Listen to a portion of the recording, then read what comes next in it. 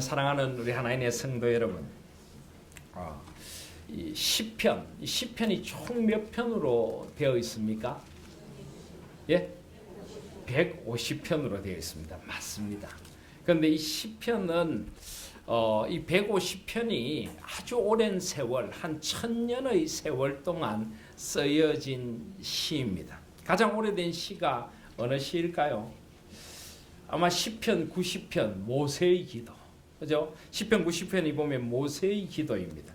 그래서 시편이 아마 모세 스님께서 모세오경, 창세기, 출애굽기, 레위기, 민수기, 신명기를 기록하셨으니 아마 그 당시 쓰여진 하나님의 사람 모세의 기도, 이 시편 90편이 가장 오래된 시편일 것입니다. 또 시편 중에는 이스라엘 백성들이 포로되었다가 돌아오면서 기쁨으로 단을 거두리로다. 우리가 포로에서 돌아올 때 입에 기쁨이 찼었도다.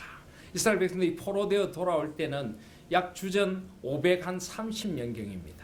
그러니까 모세 스님이 사셨던 한 주전 1400 몇 년대로부터 거의 한 1500년에서 한 주전 한 500년까지 1000년의 노래가 시편이라고 할 수가 있습니다. 이 1000년 동안 이스라엘 백성들이 하나님 안에서 예배의 은혜를 누리고 기도의 은혜를 누리고 찬양의 은혜를 누리고 마음을 쏟아붓고 하나님 앞에 살아가는 기쁨을 주체할 수 없어서 일어나 함께 찬양하고 개인적으로 노래하고 이 모든 시들을 함께 모아놓은 것이 시편입니다.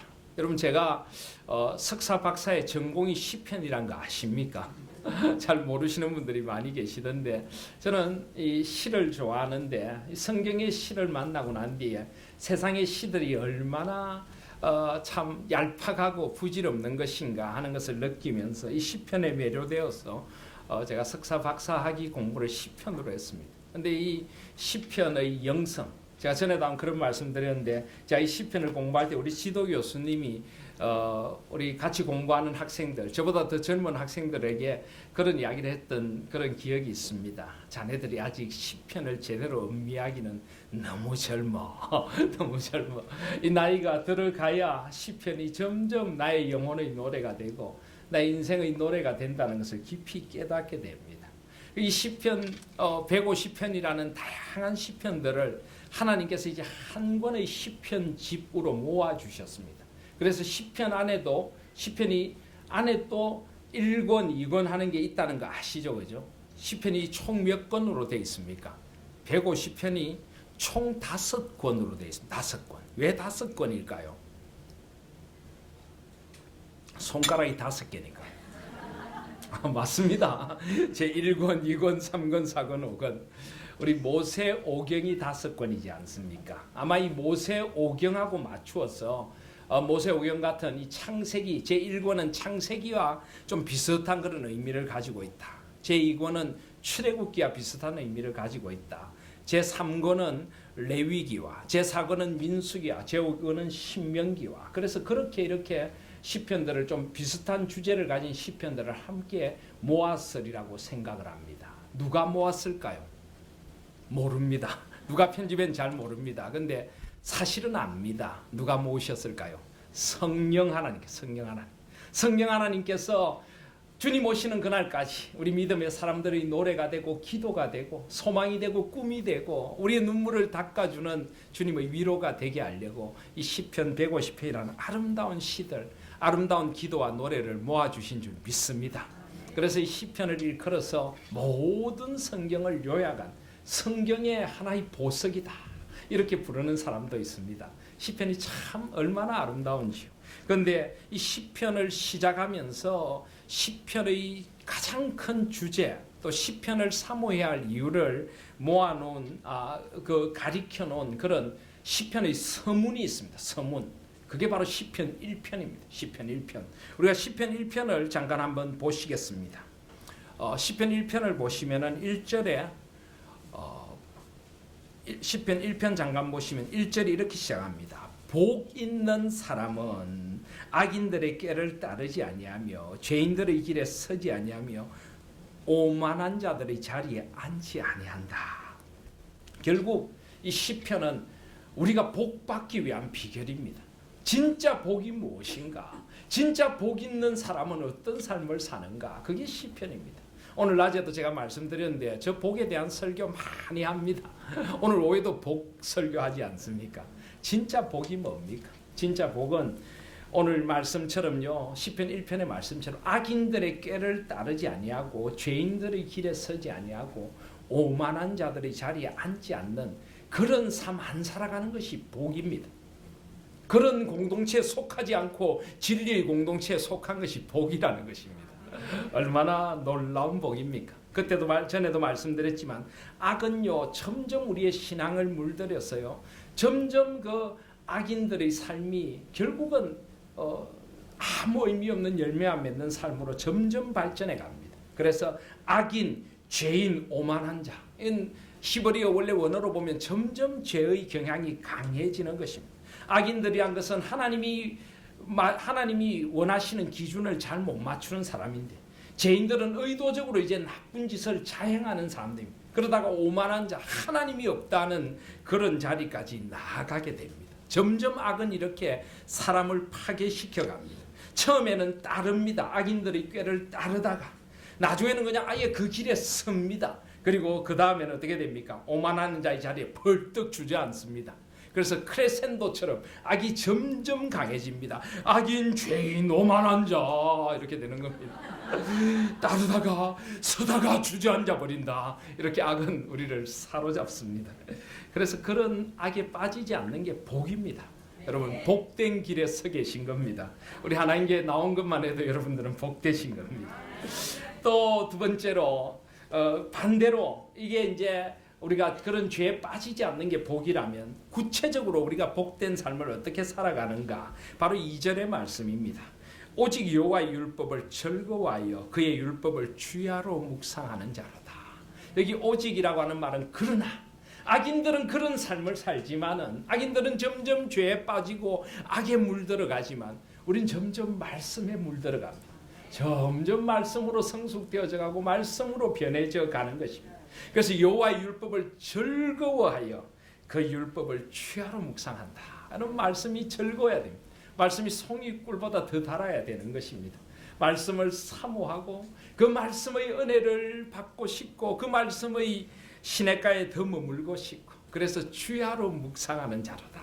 묵상한다는 것은 제가 자주 말씀드리지만 마치 되새김질하듯이 엎조리고 깊이 생각하고 마음에 새겨보고 삶의 길에 적용해보고, 오늘 하루 종일 우리가 만나는 삶의 자리마다 오늘 주신 말씀을 어떻게 살아낼 것인가를 고민하고 어쨌든 말씀의 원리에 순종하며 살아가는 것, 그게 바로 복 있는 사람입니다.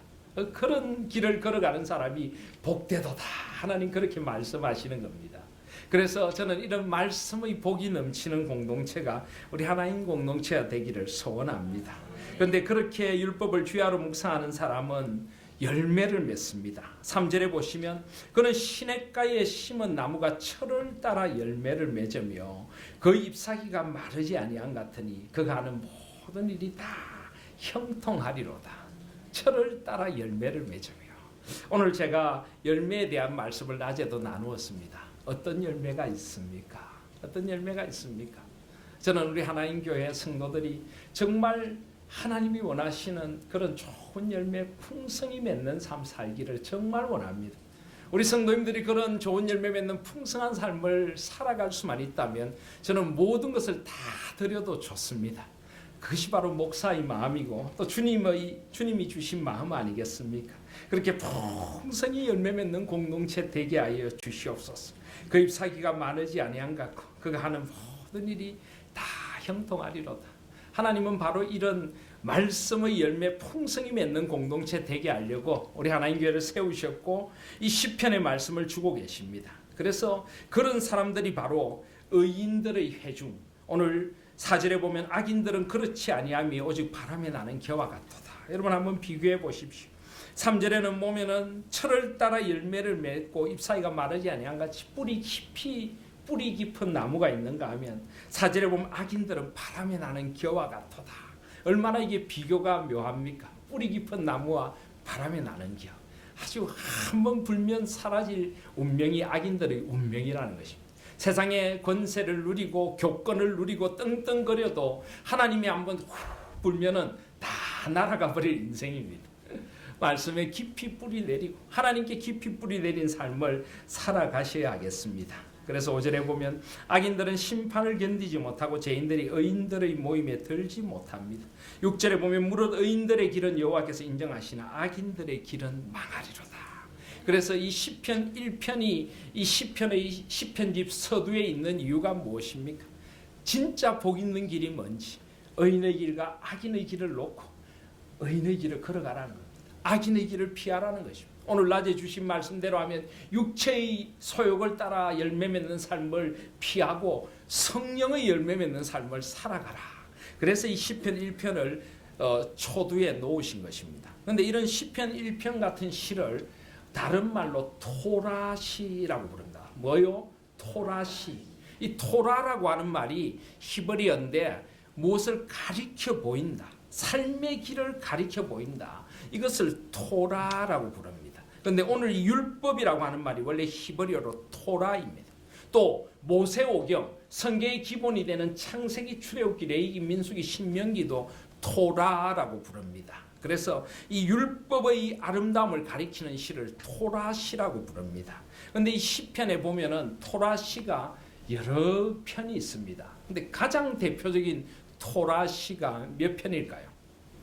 시편 119편입니다. 119편. 우리 119편 한번 같이 읽어보실까요? 하면 깜짝 놀라시겠죠. 우리 890페이지 보시면 시편 119편이 있는데 시편 119편이 무려 몇 절로 되어 있습니까? 예, 176절로 되어 있습니다. 176절. 와, 정말 깁니다. 시편 중에 제일 긴 시편입니다. 저희들이 신학교 다닐 때 전에 한번 말씀드렸나요? 저희들이 신학교 다닐 때 이제 교수님들 조금 문제로 저희들이 신학교 3학년 때 잠깐 우리가 한 2주 정도 수업 거부하고 기도회를 가진 적이 있습니다. 기도회를 가지는데 신학생들은 수업 거부해도 주로 그런 식으로 합니다. 기도회를 데모하는 게 아니라 철야 기도를 하며 수업 거부를 한 적이 있습니다. 그런데 낮에 점심 때마다 신학교에서 경건회를 하거든요. 신대원에서. 경건회는 우리가 해야 되지 않습니까? 경건회를 했습니다. 근데 교수님들이 그때 조금 잘못한 일이 있었어요. 그래서 교수님들이 조금 부끄러워서 학생들 앞에 말씀 전할 자격이 없다 해서 외부 강사들이 와서 전했습니다. 그런데 한 번은 외부 강사 오시기로 한 목사님이 갑자기 편찮으셔서 못 오시게 됐어요. 그래서 교수님 한 분이 올라와서 말씀을 전할 수밖에 없었습니다. 근데 그 교수님께서 설교하기가 참 애매하셨던가 봐요. 교수님들이 좀 잘못했기 때문에. 교수님이 설교 시작하시면서 시편, 오늘 본문은 시편 119편입니다. 이러더니 시편 119편을 천천히 우리가 음미하며 한번 읽어보겠습니다. 아주 읽는데 한 25분 동안 읽으시더라고요. 그러더니 아멘, 이 말씀대로 사시기를 바랍니다 하면서 설교 끝. 정말 이 말씀 직통 계시 설교 아니겠습니까? 그래서 119편도 참 아름다운 이 토라 율법에 대한 시입니다. 119편 1절을 보시면 행이 온전하여 여호와의 율법을 따라 행하는 자들이 복이 있다. 여호와의 율법을 따라 행하는 자들이 복이 있다. 왜 176절인가 하면요, 이 119편은 히브리어 알파벳이 있습니다. 알렙, 베트, 기멜, 달렛이라고 하는 히브리어 알파벳 22자가 있는데 각 한자마다 8절씩 구성이 되어 있어요. 그러니까 알렙으로 시작하는 게 8절, 베트로 시작하는 게 8절, 이런 식으로 해가지고 22 곱하기 8, 그래서 176절입니다. 왜 히브리어 알파벳을 따라서 쫙 지어졌을까요? 그것은 바로 그만큼 이 시가 아주 완벽한 어떤 시적인 아름다움을 가지고 있고, 우리가 흔히 영어 A부터 G까지, 또 헬라어로 하면 알파요 오메가이시다처럼 알렙부터 쭉 내려가가지고 가장 탑까지, 가장 마지막까지 완벽한 시다 하는 것입니다. 그리고 또 그렇게 히브리어 알파벳을 따라 지어진 또 하나의 이유가 있습니다. 외우기 쉽게 하려고. 그러니까 이 176절까지 외워야 된다는, 외워야. 외우시겠습니까? 제가 실제로 잠실중앙교회 사역할 때 이 시편 119편 외우기를 했습니다. 그래서 온 성도들이 외운 적이 있습니다. 가능하더라고요. 우리 교회도 조만간에 한번 할 테니까 기대하실 수 있기를 바랍니다. 그래서 각 전도회별로 나눠서 어느 전도회가 1절부터 8절까지 외우고, 그 다음 전도회를 제가 이야기하면 일어나서 9절부터 16절까지를 외우고 이런 식으로 했거든요. 아주 재미있겠죠, 그죠? 조만간에 한번 하겠습니다.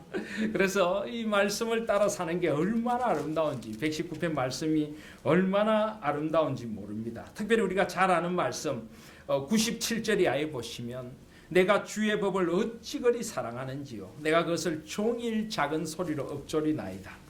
주의 계명들이 항상 나와 함께하므로 그것들이 나를 원수보다 지혜롭게 하나이다. 내가 주의 증거들을 늘 읊조림으로 나의 명철함이 나의 모든 스승보다 나으며 주의 법도들을 지킴으로 나의 명철함이 노인보다 나으니이다. 내가 주의 말씀을 지키려고 발을 금하여 모든 악한 길로 가지 아니하였사오며 주께서 나를 가르치셨으므로 내가 주의 규례들에서 떠나지 아니하였나이다. 주의 말씀의 맛이 어찌 내게 그리 단지요, 내게 어찌 그리 단지요, 내 입에 꿀보다 더 다니이다. 주의 법도로 말미암아 내가 명철하게 되었으므로 모든 거짓 행위를 미워하나이다. 주의 말씀은 내 발의 등이요 내 길의 빛이니이다. 얼마나 아름다운 말씀인지 모릅니다. 이것이 대표적인 토라시고 또 시편 1편이 토라시 가운데 하나입니다. 그리고 또 하나 토라시가 있는데 오늘 우리가 함께 나눈 시편 19편이 또 하나 유명한 토라시입니다. 토라, 율법이라고 하는 말씀이 7절에 보면 나옵니다. 여호와여, 율법은 완전하여 영혼을 소생시키며 여호와의 증거는, 여호와의 율법은 완전하여 영혼을 소생시키며 여호와의 증거는 확실하여 우둔한 자를 지혜롭게 한다. 여호와의 교훈은 정직하여 마음을 기쁘게 하고 여호와의 계명은 순결하여 눈을 밝게 한다. 바로 하나님의 말씀이 얼마나 소망스러운 것인지 이것을 노래하는 토라시 그 가운데 한 편이 오늘 19편인 것입니다. 제가 오늘 이 오후에 이 말씀을 나누는 이유가 무엇입니까? 저는 우리 하나님 교회가 이런 말씀의 열매가 풍성한 교회가 되기를 소원합니다. 말씀을 사모하고 이 말씀의 은혜를 살아가고 이 말씀의 길을 살아가고 이 말씀대로 교회를 개혁하고 시대를 바라보고 이 세상을 개혁해 나가는 그런 우리 하나님 교회가 되기를 소원합니다. 특별히 시편 19편을 조금만 더 살펴보시면요, 이 시편 19편은 하나님의 계시, 하나님의 자신을 드러내심이 두 가지 방법으로 나타난다라고 합니다. 첫 번째는 뭡니까? 첫 번째는 하나님이 지으신 창조 세계를 통하여 하나님이 말씀하신다.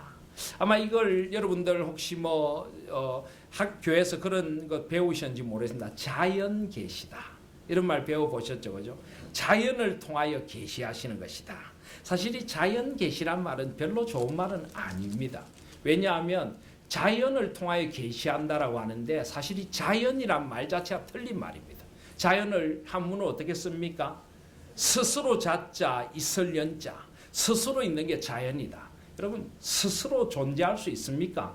아닙니다. 자연이란 말 자체가 벌써 틀린 말입니다. 엄밀한 말로 하면은 우리는 하나님의 창조 세계 또는 피조된 세계 이렇게 불러야 합니다.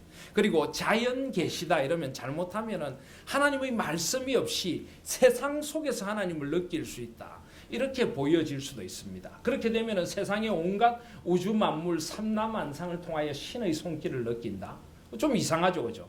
요즘 한참 문제가 되는 최모 씨가 그런 거 아닙니까? 우주의 기운이 느껴진다. 이런 거 아주 곤란한 이야기입니다. 그래서 우리가 자연 계시라고 쓰기보다는 하나님께서 하나님의 창조의 세계를 통하여 하나님의 섭리, 하나님의 그런 창조의 역사를 하나님께서 드러내 보이시고 이 세상도 말씀의 비단에서 봐야 된다. 바로 그런 것입니다. 오늘 1절에 보시면 하늘이 하나님의 영광을 선포하고 궁창이 그의 손으로 하신 일을 나타내는도다. 그러니까 우리 믿음의 사람들은요, 세상을 봐도 그냥 보는 게 아닙니다. 우리는 하늘이 아름다우면 뭐라고 생각해야 됩니까? 하나님께서 정말 아름다운 하늘을 주셨구나. 하나님 영광을 받으시옵소서. 이 우주가 너무나 넓고 광대합니다. 이것을 연구하는 사람들마다 하나님 앞에 무릎을 꿇고 하나님이 이렇게 광대한 우주를 지으셨습니까? 그리고 이 우주의 운행하는 걸 보면 얼마나 신비로운지 모릅니다. 그래서 이 해와 지구와 달의 거리가 조금만 더 가까워도 다 사람은 살 수가 없습니다. 다 타 죽습니다. 조금만 멀어도 얼어 죽습니다. 하나님이 얼마나 신비롭게 만드신지 몰라요. 그래서 이 온 우주를 우리는 바라보면서 그 하나님의 신비로운 창조의 솜씨를 노래할 수 있어야 한다는 것입니다. 하나님이 나를 얼마나 사랑한지를 노래할 수 있어야 합니다. 하늘에 계신 우리 아버지, 나를 위하여 저 하늘을 지으시고 나를 위하여 온 세상을 이렇게 아름답게 지으시고 우리 사람들을 위하여 이 세상을 이렇게 아름답게 지으시고 사시와 연한을 정하시고 때를 따라 하나님께서 이 세상에 하나님의 은혜를 베풀어 주시고 이렇게 온 세상 모든 것을 운행하신 하나님을 노래할 수 있어야 하는 것입니다. 그래서 하늘이 하나님의 영광을 선포하고 궁창이 그의 손으로 하신 일을 나타내온도다. 날은 날에게 말하고 밤은 밤에게 지식을 전하니 언어도 없고 말씀도 없으며 들리는 소리도 없으나 이것은 창조 이전의 그 고요한 세상. 그런데 4절에 보면 그의 소리가 온 땅에 통하고 그의 말씀이 세상 끝까지 이르도다. 하나님이 말씀하시니 세상이 지음을 받은 것입니다. 하나님의 말씀으로 삼라만상이 다 지음을 받게 된 것입니다. 창조주이신 하나님을 우리는 세상 모든 곳에서 느끼고 찬양하고 감사해야 될 줄 믿습니다. 이제 세상 모든 것을 그냥 보지 마십시오. 우리 자녀들에게도 그것을 일깨워줘야 합니다. 그냥 꽃이 하나가 아름답네가 아니라 하나님께서 너를 위하여 이렇게 아름다운 꽃을 창조해 주셨어. 하나님께서 우리를 위하여 이렇게 아름다운 세상을 만들어 주셨어. 이 세상 속에서 말씀하시는 하나님을 우리는 만날 수 있어야 하는 것입니다. 그리고 하나님이 그 이 말씀이 세상 끝까지 이르도다. 하나님이 해를 위하여 하늘에 장막을 베푸셨도다. 해는 그의 신방에서 나오는 신랑 같고 그의 길을 달리기 기뻐하는 장사 같아서 하늘 이 끝에서 나와서 하늘 저 끝까지 운행하며 그 열기에서 피할 자가 없도다. 특별히 시인은 해를 보면서 하나님의 섭리를 노래하고 있습니다. 왜 해일까요? 왜 해일까요? 모든 것이 다 하나님께서 지으신 것이지만은 특별히 이 고대인들은 해가 가지는 이 막강한 힘, 이 해를 보면서 뭔가 이상한 어떤 신비로운 어떤 그런 이상한 신을 생각했습니다. 오늘 시인은 그게 아니라 해도 하나님이 만드신 것이다. 온 세상 모든 것이 하나님이 만드신 것이라는 것을 강조하기 위하여 세상 사람들이 어리석게 섬기는 해라는 것을 쓰고 있는 것입니다. 또 그러면서도 해는 우리 인간에게 느껴지기는 온 우주의 중심이고 온 세상에서 가장 힘이 있는 것입니다. 그래서 하나님은 온 우주의 중심이 되셔서 이 해도 하나님의 뜻에 따라서 하나님께서 해를 두시고 그 해를 통하여 온 세상을 이루어 가신다는 것입니다. 그리고 해는 밝음과 맑음과 따뜻함을 보여줍니다. 하나님은 빛의 하나님이십니다. 빛이 있으라. 물론 그 빛은 해로 시작되는 빛은 아닙니다. 창세기 1장의 빛은 근원적인 빛입니다. 그런데 첫째 날 빛을 창조하시고 넷째 날 해와 달과 별들을 만드셔서 그 근원적인 빛이 온 세상을 비치도록 만드는데 해를 쓰셨죠. 그래서 빛이신 하나님을 드러내는 표시이기도 한 것입니다. 사랑하신 여러분, 세상 모든 것에서 빛이신 하나님을 만나실 수 있기를 바랍니다. 하나님이 온 우주의 중심이시고 하나님이 온 우주를 다스리시는 분임을 다시 한번 만나실 수 있는 저와 여러분들이 되시기를 바랍니다. 그래서 온 우주에서 해로 그리고 다시 여호와의 말씀으로 돌아옵니다. 그리고 가장 중요한 것은 말씀입니다. 여호와의 율법은 완전하여 영혼을 소생시키고 여호와의 정건은 확실하여 우둔한 자를 지혜롭게 한다. 그렇습니다. 여러분, 누가 똑똑한 사람입니까? 누가 많이 배운 사람입니까? 세상의 학력이 높고 세상의 학문을 많이 공부하면 많이 배운 사람입니까? 물론 세상의 지식은 많을지 몰라도 그는 참된 지혜를 가지지 않을 수가 있습니다. 참된 지혜는 말씀에 있는 줄 믿습니다. 하나님을 알아야 진정으로 지혜를 가지게 되는 것입니다. 아무리 많은 지식이 있어도 참된 지혜, 여호와를 경외하는 지혜가 없으면 그 지식이 사람을 망치고 세상을 망칠 수도 있는 것입니다. 그래서 하나님의 지혜가 있어져야 하는 것입니다. 하나님의 지혜는 우둔한 자를 지혜롭게 하고 우리 영혼을 살리는 하나님의 말씀이 있는 것입니다. 그리고 8절에 보시면 여호와의 교훈은 청직하여 마음을 기쁘게 하고 여호와의 계명은 순결하여 눈을 밝게 하시도다. 우리 마음에 하나님의 말씀이 진정한 기쁨을 줍니다. 그리고 우리의 눈을 밝혀서 세상을 빠르게 보도록 만들어줍니다. 무엇이 참이고 무엇이 거짓인가를 말씀이 분간하는 잣대가 되어준다는 것입니다. 그리고 9절에 보시면 여호와를 경외하는 도는 정결하여 영원까지 이르고 여호와의 법도 진실하여 다 의롭다. 진정 주께서 나를 의의 길로 인도하시는데 말씀으로 인도하시는 말씀은 영원합니다. 영원한 말씀을 붙들 수 있는 저와 여러분들이 되시기를 바랍니다. 그리고 이 말씀을 그는 이렇게 고백합니다. 10절에 보면 금 곧 많은 순금보다 더 사모할 것이며 꿀과 송이꿀보다 더 달도다. 여러분 이런 고백이 나와야 됩니다. 우리 하나님께가 정말 말씀의 공동체라면 이런 고백이 나와야 합니다. 오늘 오후 예배도 조금 지금 벌써 잠깐 입신의 경지에 이르시는 분들이 계신데 말씀을 사모하실 수 있기를 바랍니다. 그래서 곧 많은 순금보다 말씀을 더 사모하고 꿀과 송이꿀보다 더 달아서 이 말씀 또 들려주시오.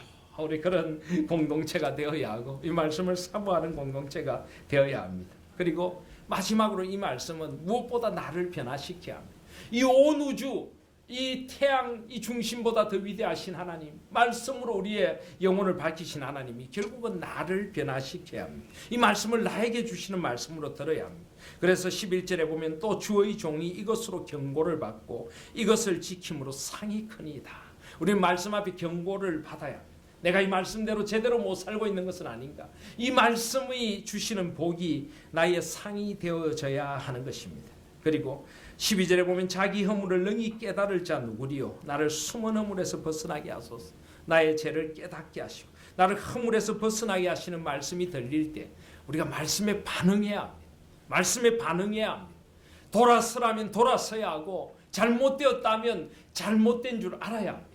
그리고 우리가 새롭게 되어져야 하는 것입니다. 그리고 13절에 보시면 또 주의 종에게 고의로 죄를 짓지 말게 하사 그 죄가 나를 추장하지 못하게 하소서. 그리하면 내가 정직하여 큰 죄가에서 벗어나겠나이다.